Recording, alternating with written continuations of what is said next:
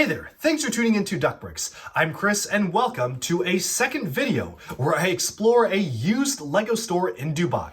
So just in case you missed the first video, it's not really relevant or needing to be watched for this one, but I recently went on a trip to Dubai and I got a chance to visit not one but two different locations of a used LEGO store called Bricoblandia. The first location is linked in the description below. In that video, I explained the general concept behind these stores, which is a combo model between a kid's play area as well as a used LEGO store, go over my haul from that store, and talk about what I wanted from this new location. And so, for this video, we'll be jumping right into the grand tour of the second Bricoblandia location in Dubai. This is a fantastic experience for LEGO fans, for fans of discontinued LEGO stuff like me, and some tantalizing offerings at some Bionicle sets that they once had on sale, but unfortunately were pushed off to the play experience. And so without further ado, let's just jump right into this massive tour and haul.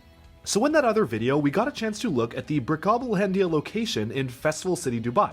This one, on the other hand, was located still in Dubai, but at Nakheel Mall on Palm Jumeirah, which was one of the man-made mini islands overlooking the sea, which lended itself to a much larger and grandiose store. So immediately when going inside, I noticed that their store section was much larger than the previous store. Whereas the other location had a large area for kids to play, but not really that much in terms of the storefront besides a few shelves and boxes here and there.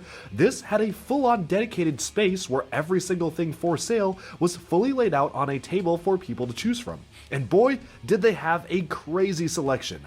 Honestly, if I didn't own half the sets on there already, this haul would be even crazier. I really just had to work off of what I already did not own, and despite them having some fantastic Star Wars sets, some all-time favorite sets were found here, I simply just did not need duplicates, so I didn't get them. And yet, every single set was priced really well, which was very surprising to me, especially compared to a lot of used store prices in the US. They were pretty fair. I noticed a ton of sets that were either at or below the cheapest listing on Bricklink, which was really surprising, and a surprise to be sure, but a welcome one. What was really interesting was seeing sets from all sorts of different themes. They had Bionicle, Hero Factory, Ninjago, Nexo Knights, even some older stuff from Star Wars, Disney Princesses, some old Harry Potter sets. They pretty much had representation from almost every single theme, including a massive Friends and Elves layout, which I made sure to get a few of the sets that I absolutely still needed. What was really unfortunate was that I actually got a chance to look around in the play area, and there I found a lot of Bionicle G2 sets, but broken apart and separated off, not for sale. I actually spoke to the store owner about this and found that unfortunately the G2 sets sold so poorly and they were not moving that they simply just took them apart and threw them in the play bin to sell. It's unfortunate because I spied a lot of the rarest 2016 G2 sets like the Beasts and Umarak the Destroyer and the Akimu Toa set, but unfortunately they were all stashed away by the playpen, as well as a lot of other rare sets as well. You can see some Star Wars stuff there like the older battle packs, as well as just a ton of really interesting stuff in general that unfortunately was all for the play area. That being said, the selection was still absolutely fantastic. It was far better than the first store, and also, just on an aesthetic note, I really like how the overhead lights above the play area resemble the understuds to a standard LEGO brick. I just think that's really cool. All in all, when all was said and done with this haul, I walked away with a massive multiple bags of LEGO. I got a ton of stuff here, so with that, it's probably a good time to just jump right in to the haul. So this right here was a pretty interesting set I actually passed up on when it first came out. It's set number 75037, Battle on Saleucami from the Star Wars line. I did actually purchase the minifigures separately, but as for the set itself, I just never picked it up for whatever reason. So this is kind of an interesting playset because you have the Bark Speeder right here with a massive spring-loaded missile at the front, and you kind of have this setup with the droids attacking him. You've got the 2 super battle droids, the 2 regular battle droids, and the single aerial trooper platform right here. So you've got this kind of whole battle setup all ready to go, and this is really basically the entire set. Now the point of the set is to actually use the flick fire missile here to specifically knock over each of the characters. You see, the battle droids here are positioned on little stands, so they basically are standing up with enough stability that they won't fall over if you just get them set up all right. There's actually specific platforms for them, but also easy enough to knock over as a play feature, so in case you want to try to take down as many as you can, you have a bunch of different missiles here, and you really just have to go ahead and shoot them almost like target practice with the Bark Speeder. This to me kind of feels like an almost prototype or early version of what would eventually become the action battle sets of Star Wars 2019, where they had these massive targets and Technic competition cannons to hit them. This kind of feels like an interesting setup that was only seen in this set. They never ever expanded this sort of quote-unquote system of play for any other Star Wars sets, and this really was the only time it appeared. So kind of a weird set to get. I do really like the minifigure of the pilot right here. This is using the Phase 2 clone helmet, which I personally just prefer over the Phase 1 design. It's also just a really massable figure in general. You can also use them to, say, man AT-RTs and whatnot. So I just kind of wanted another one of this figure because this figure is actually not inexpensive on Bricklink. It's actually kind of a rare figure nowadays because the set was so limited. And so getting the chance to buy the set basically at almost retail price, I think it was even cheaper than it was at retail. I think I paid around like $10 to $12 for this, was kind of a steal because I really just wanted to get that figure again and actually just experience the set for what it is. Not one of the better Star Wars sets, kind of a weird setup and something they never really followed up on, but I do really like the attempt at some terrain building here. You have a bit of a bunker that shields some of the troops. You have a leaf right here for the battle droids to spring out from behind. So all in all, it's just a kind of fun display or battle set, which is a really interesting concept they never revisited again. With that though, let's now move on to the next set. Alright, so first of all here we have one of the LEGO City sets that I missed out on when it first came out. I actually have been wanting to collect some of the older city sets that aren't just the standard city stuff, that try to do something a little bit different, and the gold mine here is no exception. This was for the first time LEGO City did a minor sub-theme, I believe around the year of 2012, so it is a little rudimentary, and they did do some cooler LEGO minor stuff that I actually was able to pick up later on, but for a first attempt this is not too bad, and it is packed with a ton of different features. The most uninteresting one here is just the truck. This is literally just used to transport boulders, so you can see some mining equipment in there as well, but really this is just a standard LEGO City truck build, and I was happy to get this out of the way. More interesting, however, is the gold mine itself. You see, first of all, there is an array of crystals in the back there. You're supposed to specifically use the Power Miner's wheel piece on the front of this mining vehicle here. Very simple mining vehicle, but the way it works is that you kind of push it open. So this is on a hinge plate, so you just push it right through here. You do your mining, do some spinning, and there you have it. It can go right out of the back. It's really a simple feature, but it's essentially made such that kids can pretend to actually burst through the wall to the mine, which is a fun play feature in general. Now, the truck does serve a vital purpose because there's actually a conveyor belt here. As you may see here, this was one of the conveyor belt elements they introduced in the year of 2012 for LEGO City. It's a little stocked up right now with pieces, but as you can see here, all of these small little pieces are intended to be essentially moved along the conveyor belt like so, and just added onto the truck. It's a feature that's kind of reminiscent of even stuff like LEGO Aquazone. This in particular reminds me a lot in terms of its placement of the Aquazone conveyor belt for the Neptune Discovery Lab back in the 1980s. It's just a fun play feature to have in general, and I think it's a pretty charming one to boot. So this is a nice feature when it works. You can see it works fairly well for the most part. This is all basically one assembly. It all just comes together like this in the large conveyor belt. So that's how that piece works in particular. Now over here we have a crane that can be moved back and forth on the slider. Not too much, but you can still move it back and forth somewhat and pick up some of the cargo that is deposited by the miner's train, which comes all the way out. It actually has an impressive length of track, as you can see here. This goes all the way out to the front. Back it up there, and it even continues onto the back, so it is a surprisingly large build, which you can see right here. So you move that here. The way this works is that you can kind of rotate this downwards, use the string to pick up this rock if you can manage to pick it up, and once you have the rock piece picked up, you can now lift it up. It works very well for the most part. There's no actual rubber band or anything keeping it shut, so you kind of have to rely on just gravity and friction, but yeah, as you can see right there, you can kind of pick it up. I would have preferred having a rubber band, so that doesn't happen, but for the most part, it can kind of stay together. And then you just kind of pretend to move it along here and release like so. And then from there, you can just pretend that this is ground up in the mine here and then transformed into these small little pellets, which we saw on the truck. So it's a fun play feature, very simple, but just a nice one to have in general. And there's even a bit of a miner's workshop station here, which you can see here, the door can open. It's almost like a bank vault door for security, which you can see some extra different equipment there for mining, just kind of hidden away in this side build here. All in all, this is a pretty simple set, but very charming for its time. I definitely think that the newer style of LEGO mines that they did for the later years of LEGO City mining is just a lot better than this, a lot more interesting, but for its time, this was a really fun set, and I'm happy to be able to add this to my collection. With that though, let's now move on to our next LEGO build. So this is pretty neat. This is another one of the LEGO City sets I missed out on when it first came out.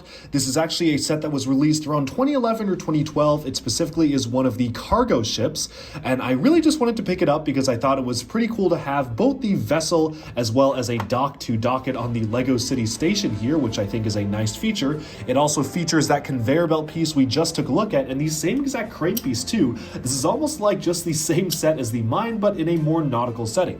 So the boat itself is a very, very simple and basic build. And this one honestly is not too interesting. It's just nice to have another floating LEGO boat, but it basically is as simple as you can get. This is all, of course, one piece that is meant to float on water. And this is also just a very basic build with actually a really nice captain figure.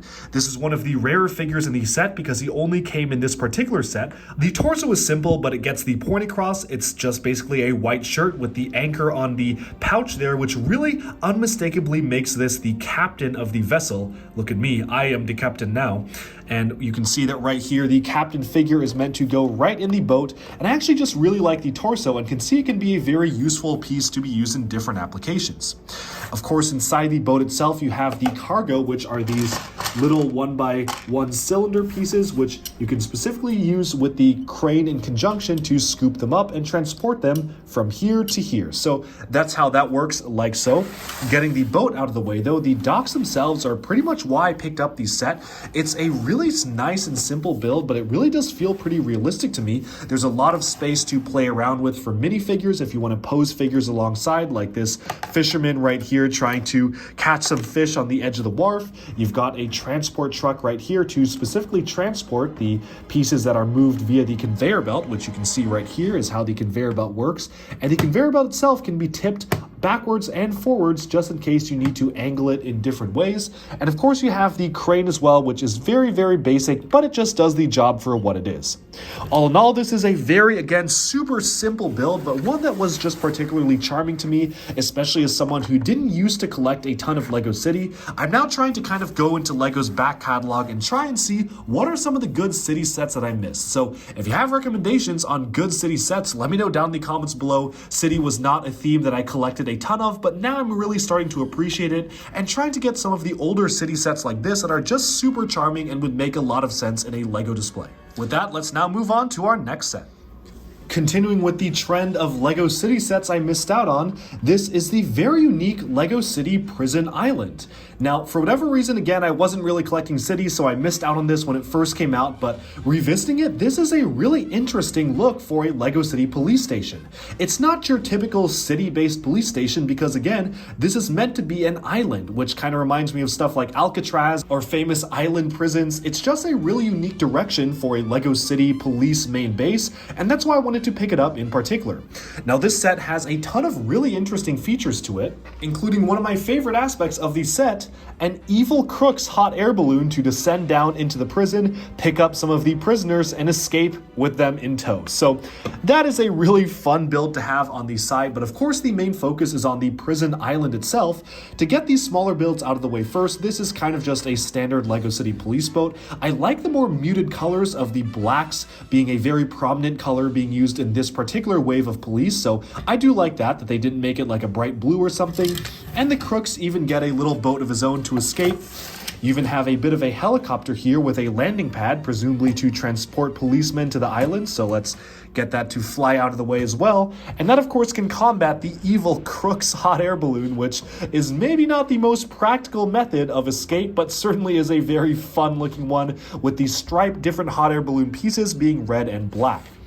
Moving on to the main jail here, this actually is built to split open, so this whole piece can be opened up so you can see the interior of the jail. I like that they have a bit of a workout area here. As you can see, there's all sorts of different space for the prisoners to interact with, for kids to put minifigures at and around the build. And rotating this to the back here, there's actually a ton of different unique features. There is a toilet, which is being used to be placed inside the prison cell, and a bunk bed for the prisoners to use. This electrical cabin here here is specifically meant so you can flip switches and say turn off the power, so maybe crooks can get in and deactivate the power. You have a bit of an escape hatch here. If you remove the bar here, you'll notice that there is a little manhole at the front of the prison. This is meant for prisoners to be able to slide and escape through, so that is a fun feature. Let's just put one guy in the prison right there. Let's say he's in bed, he's in jail, and then all of a sudden he is now escaped. He just has to force his way out through the grate, and he is home free, has escaped the jail. So all sorts of just fun different play features packed into this one set. I really do like it because, again, this is completely different from other LEGO City prison or police bases. Having it set on an island, this is really one of the only LEGO City police island jails that we've ever gotten. It's something that actually is kind of realistic because jails sometimes can be found on islands like Alcatraz, and this in general just makes for a really fun play set. I just really appreciate the amount of play value that you can get out of this one building. With that though, let's now move on to our next set. Now, this Imperial V-wing starfighter was a set that at one point I did actually own, but for whatever reason, I think I sold it or I traded it in for something, so I no longer own these sets. So that's why I had to get it, because I don't know what I was thinking. I want to own all the Star Wars sets, so I don't know why I got rid of it, but this is actually an expanded universe model. It never actually appeared in official media, but it essentially is supposed to be the Imperial version of the Episode 3 V-wing starfighter. The ones that were shown in the actual movie were the Republic versions with the darker red and dark gray color scheme. This is purely black and light gray, so it's a pretty interesting build to be made into a LEGO set. It does have the feature on the back here, which you can just turn the gear to rotate these wings simultaneously, so you can actually have it be flying around. It's a very basic Star Wars ship build, but it's a nice one to have. And it did come with the silver astromech as well. I don't think I have him with me right now. I kind of put him somewhere else in a different pile, but it did come with the right astromech. And all in all, this is just a very simple LEGO Star Wars set, but just one that I wanted to get because for whatever reason I got rid of it years ago and I was regretting it, so now I have it back in my collection. With that though, let's now move on. This set right here is the only LEGO Teenage Mutant Ninja Turtles sets I did not own. For whatever reason, I just never picked this one up. It is Shredder's motorbike here. It features 3 different minifigures. They gave me one of the minifigs in the form of a keychain, but I didn't really mind because I have a ton of the Ninja Turtle figures anyway. Obviously, the main draw is the main motorbike itself with Shredder at the top, as well as just a Foot Clan soldier. Now, this bike, I kind of remember why I didn't get it when it first came out. I felt like it was a little bit too rudimentary. It's a super basic build and honestly doesn't really look the best, but I felt like why not complete the Ninja Turtle sub-theme and just own them all, so I had to pick this one up. And it's nice to own this very specialized LEGO license set. LEGO no longer owns the license for Teenage Mutant Ninja Turtles, so this was kind of a one-off theme that was around for a couple of years, but certainly is very special and probably will never come back again unless LEGO decides to renew the license. It is a very simple bike build, but you can see just all sorts of different detailing on the side. You've got the classic flick fire missiles there, some stickers on the side. It came out in 2013, and it's just a very simple build with a large upscaled skateboard for the Ninja Turtles to chase it. Let's now move on to the next set. One of the first sets that caught my eye when I first saw the store window was this set from 2014. It is set number 31026, Creator Bike Shop and Cafe. I personally did not really used to collect any of these mini modular type style of creator buildings, but I actually do ended up appreciating them quite a lot, and I'm kind of wanting to collect all of the different buildings to create a smaller version of a town street. So this might not seem like a ton at start, and obviously this car or taxi is a little bit lackluster, but setting that aside, what's really nice is that these are built kind of like the medieval market village sets from 2008, which means that, as you can see, they are fully enclosed. You can see that there's roofs and walls on all different corners of each of the buildings here, but you can also open them up, which is very nice and definitely a feature that's really useful. So simply split it apart and it just comes apart right there. Now you can see that this forms a much larger scene, especially if you kind of want to use them as the facade towards different buildings. You can just split them open. And there you go. This now feels like you have a lot more stuff here. This really does feel like a much larger road, even though the buildings are simply just narrower, and now you can actually have them fully displayed like this. So personally, I tend to prefer it when buildings actually are fully enclosed. Obviously, you can see right now the backs are open because you open them up, but this definitely does make it seem like there's a lot more to the city that's going on. You can really get inside each of the buildings, which is a really nice thing to do. So one thing I do kind of wish they included were some sort of a Technic connection between these two buildings, I really do think that they would have benefited from a more official way to actually connect them, because even when the buildings are fully closed up, there's no actual way to adhere them to each other. You can see that there are clips on this side to actually make it be able to attach to itself, but as it is right now, there's no actual way to actually stick them together. Sure, I could just put a plate right there and solve it, but I do wish there was some sort of actual connection point between the two. That being said, opening them up reveals a lot of different details inside each of these buildings. There's a lot going on here. You have a bit of a cafe area on this side right here. You have the cash register, a coffee maker, and a little table here. And up here is presumably just some living space. You just have a simple chair and a nightstand. Now over here, you have a bed as well as a sink and faucet, so some cooking utensils here. You can climb the ladder to go upwards out to the roof to grill some barbecues. And down here you can see is the actual bike shop where he's actually running his business. All in all, I just really appreciate this style of creator building because it really does tell a story, forming a scene in and of itself, and I do kind of want to connect these to the rest of the creator kind of townhouse area type of builds where they have done these for quite a few years now. Actually, the most recent ones came out around last year of this specific kind of size of building. I just think it works well for a city that's not too big, but not too small either. Alright, and with that, we have summed up my insanely large haul and tour of the second Bricoblandia location in Dubai. Let me know down in the comments below if you're from the area. Have you been to one of these stores? What do you think of them? And do you have any recommendations for me for the next time I visit the Middle East, Dubai, or United Arab Emirates? What used Lego stores are out there that I may have missed other than these two Bricoblandia locations? Thank you all so much for tuning in, and if you're interested in this type of video, I also did publish a full video talking about my general Lego shopping experience in the Middle East, from UAE to Dubai, talking about stuff like Legoland Dubai, to the Lego stores, to other toy stores, so do also check that out in the description below if you want to take a look. Thank you all so much for tuning in, and stay tuned for even more LEGO vacation journeys like these, as well as even more LEGO news, reviews, discussion, and analyses coming your way very soon. Thanks so much, and bye-bye for now.